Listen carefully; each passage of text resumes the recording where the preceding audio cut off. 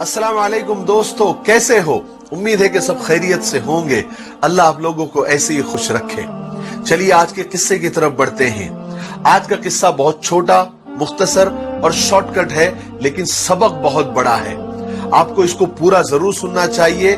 मैं गारंटी से कहता हूं आपका एक सेकंड भी जाया नहीं होगा। अगर आपको अच्छा लगे तो अपने दोस्तों में और अपनों में इसको शेयर जरूर करना। किस्सा यह है कि सुल्तान महमूद गजनवी रहमतुल्लाह अलैह के पास एक शिकारी आया। उसके हाथ में एक चकोर था। चकोर एक परिंदे का नाम है जिसका फोटो आप देख रहे हैं। जिसका एक पांव नहीं था, वो लंगड़ा चकोर था। सुल्तान ने जब उसको देखा तो सुल्तान को वो चकोर बहुत पसंद आया।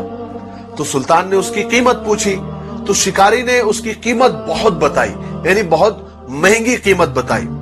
सुल्तान हैरान हुआ और शिकारी से कहा कि भाई ये तो लंगड़ा है, इसका एक पांव भी नहीं है, इसमें ऐब है, तुम इसकी इतनी कीमत क्यों बता रहे हो, इसको इतना महंगा क्यों बता रहे हो?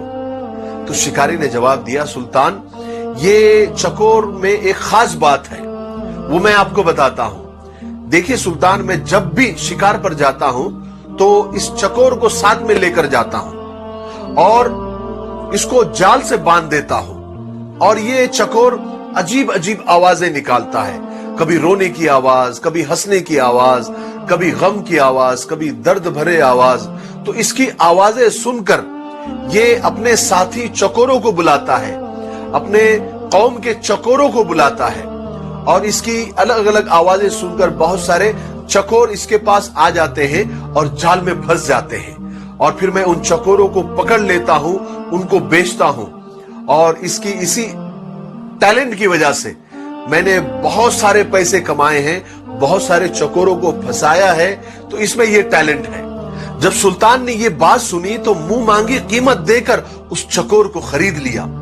और जैसे ही खरीदा, ऑन द स्पॉट वहीं पर उस चकोर को जुबाह कर दिया, उसके टुकड़े टुकड़े कर दिए।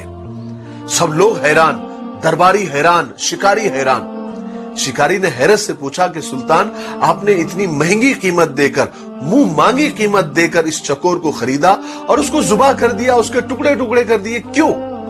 तो सुल्तान ने उस वक्त बड़े तारीखी जुमले कहे जो हम सबको याद होने चाहिए, जिंदगी भर याद रखने चाहिए। सुल्तान ने कहा, जो दूसरों की दलाली के लिए अपनों से गद्दारी करता है उसका यही अंजाम होना चाहिए, उसको जुबाह कर देना चाहिए, उसको कत्ल कर देना चाहिए। उसका जिंदा रहने का उसको हक नहीं है।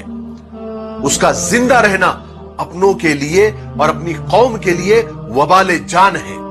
बेशक हमारे अंदर, हमारी कौम के अंदर, हमारे खानदान के अंदर ऐसे कुछ दलाल होते हैं जो होते तो अपने हैं मगर दलाली दूसरों की करते हैं, दलाली दुश्मनों की करते हैं, दलाली गैरों की करते हैं और अपने ही कौम को और अपने ही खानदान के लोगों को दुश्मनों के हाथ फंसवा देते हैं, दुश्मनों के हाथ बिकवा देते हैं। मुझे इसी बात पर इकबाल अशर साहब के कुछ अशार याद आ गए।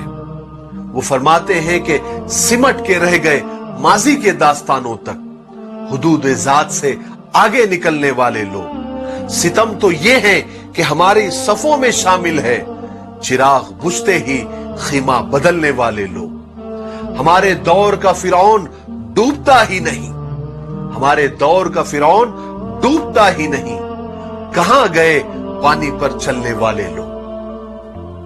अल्लाह हमारी कौम के दलालों से और हमारे खानदान के दलालों से हम सब की हिफाजत फरमाए। मुझे दुआओं में याद रखें। अस्सलाम वालेकुम।